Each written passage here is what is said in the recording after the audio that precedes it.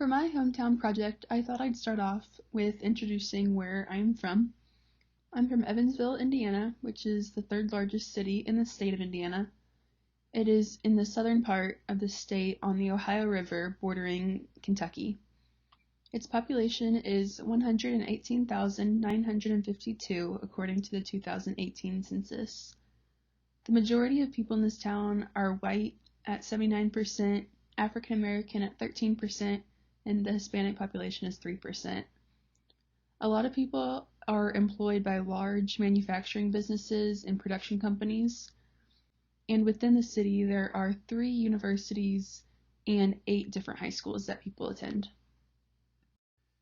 My focus for my project is on college students and how the coronavirus pandemic has impacted our abilities to get adequate physical activity. College students are typically very active, and when the lockdown occurred, it created big changes in people's lives. I want to specifically look at how people's daily routines were changed and how that impacted their physical activity rates. I also want to look at how college students' perspectives on body image and mental health during the pandemic were. And lastly, I want to see how people got creative in ways to get exercise when the typical method of gyms and recreational centers were shut down. I decided to do my research by informal interview with 3 college students and myself. So I sat down with 2 of my best friends and my younger sister who was in college, and I led a conversation on how COVID has impacted our physical activity and mental health. To keep it consistent with my hometown, my conversation was with people who attend universities within Evansville and spent the quarantine period in Evansville also. I decided to set up my interview as more of a conversation to make everyone feel more comfortable, and that way we could all bounce ideas off of each other. We spent a lot of the lockdown together, so a lot of our conversations and experiences with COVID were similar. Along with my interview, I also did some research on current data and findings on the benefits of exercise in the pandemic, and also how mental health has been affected too. I found recommendations from journals on how to maintain physical activity during the lockdown, which I also included in my presentation. On this slide, I have listed the questions or topics that I wanted to focus on during my interview with my friends. I first touched base on how their exercise habits have changed during COVID, and if that meant they were getting more or less exercise than before. We talked about how to stay motivated when our daily routines were completely changed during the lockdown. And we finished up the conversation talking about the connection between physical and mental health, and if they saw a decline in their mental health aspect. These questions were helpful in making sure that I was able to cover all aspects of both physical and mental health during my interview. One of the big takeaways I got from my conversation was how hard it was to stay motivated to exercise when the lockdown occurred. When asked what factors influenced this, everyone pointed out that their daily routines were totally changed. They were used to walking to class every day on campus, having meetings, jobs, which all kept their days structured. Even though they were busier at the time, they were able to work in a scheduled time to go to the gym and exercise. When COVID sent everyone home, it was hard to adjust to having so much free time. It was difficult to stay disciplined when you don't have a set schedule, and my sister pointed out that she would exercise less and snack a lot out of boredom. Another influencing factor was the status of the world at the time. People were really worried about getting sick and infecting others, and it caused a lot of stress on families. One of my friends mentioned her parents wouldn't let her leave the house for a long time because she didn't want to get sick. The focus was shifted away from maintaining physical fitness and more on the physical health and remaining COVID-free. Exercise wasn't at the forefront of people's minds when there were so many people dying and getting sick. Another interesting point mentioned was the mask mandates and how it affected gyms when the lockdown was lifted. It's really hard for us to breathe in masks while working out and sweating, so that was more of an excuse for us to stay away from the gym and not return as soon as they opened. We have tried to find different ways to safely exercise, which I'm going to talk about in the upcoming slides. During the pandemic, my friends and I have found a new appreciation for the outdoors and nature. The lockdown started in March, right whenever the weather was getting nicer outside, and so we often went on walks and runs outside to stay active. In our town, we have a really nice riverfront that we often went to. On a couple occasions, we drove out of town and went hiking on different trails, which is really fun and great exercise. There was also a big social media presence during the pandemic from popular accounts. So since everyone was on lockdown, more time was spent on social media, and so certain accounts went viral. There were many fitness pages that became super popular and offered creative workouts for people to do at home. They often included household items such as your couch to do push-ups on, or gallons of water as hand weights. These were fun to watch and were motivating for people to stay active, especially our age as college students who have a big presence on social media.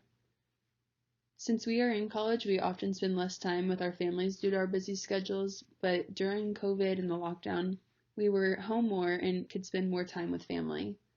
For my sister and I, our family, we would all go on bike rides together, play tennis, and other family activities that were also good exercise. My friend Grace has a pool, and she mentioned that her family really became interested in water aerobics, which is super fun and good exercise. We all agreed that it was good for us to spend more time at home with our families and find new physical activities outside of just going to the gym. We spent part of the conversation talking about social stigmas and body image during COVID. We agreed that it was really nice to be able to just wear sweatpants every day with no makeup on. Being college students, there's a lot of pressure from society and social media to look perfect and always have something to post online. During COVID, we were able to take a step back from posting our every move because everyone was home doing the same thing at the time. I think we all learned that it is important to give yourself grace and take care of yourself because life is short, which we all learned firsthand from the pandemic. The last part of our conversation focused on mental health and how quarantine has impacted it. We all agreed that we experienced some form of anxiety or sadness over the past year for multiple different reasons. My friend's grandpa had COVID and it was really scary for her and her family at the time. I personally was supposed to study abroad last summer, and when it got canceled, I was left scrambling to try to find a job for the summer. Everyone's mental health struggles look different, but there were common coping strategies that were really beneficial for us. While we were on lockdown, we often used FaceTime and Zoom to remain in communication with each other. We also spent a lot of time outside getting fresh air. More time was spent with our families, and that was also a way to relieve some anxiety we were feeling. We all agreed that exercising was a really big way for us to alleviate some stress and anxiety and feel better about ourselves too. It's a great way to release energy and focus your mind on something other than the issues going on. For my research, I decided to look into specifically how exercise benefits people and if there is any way it can decrease the chances of someone getting coronavirus. What I found is that the immune system is highly responsive to physical activity, and it can actually decrease the incidence of upper respiratory tract infections. Another study found that enhanced aerobic capacity can protect us against COVID-19 by improving specific immune system elements called lymphocytes, which are mobilized during aerobic exercise involving the cardiorespiratory system. They also suggested that it may decrease the severity of the disease if you engage in aerobic activity prior to getting the virus. I wanted to include the physical activity guidelines for adults so that everyone is aware of the recommended amount of exercise you should be getting per week. It is recommended that 150 to 300 minutes of moderate to vigorous intensity cardiorespiratory physical activity and 2 sessions of muscle strength training per week should be done to maintain optimal levels of physical activity. Cardiorespiratory fitness includes anything that gets your heart pumping. This can be running, jogging, biking, swimming, dancing, or any kind of activity that you enjoy. The best way to maintain consistency in your exercise habits is to find something you enjoy doing and making time for that activity every day or week. When I looked into the mental health side of the COVID pandemic, I found a lot of interesting research that proves how traumatic this has been to our generation. One study I looked at found that young people are experiencing a higher level of emotional distress during the pandemic even though they are at a decreased risk for COVID complications.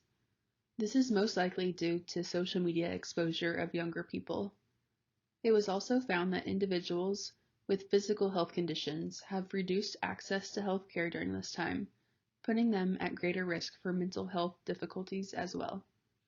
There is a much greater need for physical and mental health practitioners due to the worldwide increase in mental health issues. With the current restrictions, it is also much more difficult for people to be able to meet with their doctors in person. So many doctors and practitioners have had to be accommodating by telehealth visits or group psychosocial meetings. I also found it really interesting that the duration of the quarantine period is a direct stress factor for people. A study found that people who have a quarantine greater than 10 days have shown significantly higher post-traumatic stress disorder symptoms than those who have had quarantine fewer than 10 days in a row.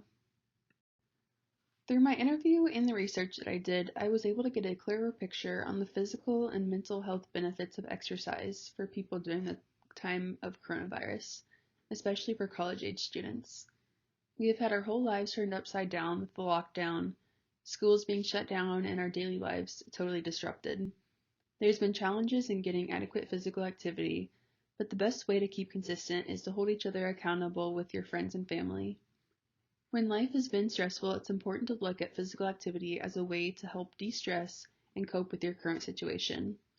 It is also important to make time for your mental health too. Everyone has different coping strategy, but it's important to find what works best for you. Just a reminder, as everyone continues to stay active in their communities, it's important to follow all state and local recommendations, including wearing masks and social distancing yourself from others. If everyone does their part to stay healthy, hopefully the world can return to some normalcy sometime sooner rather than later.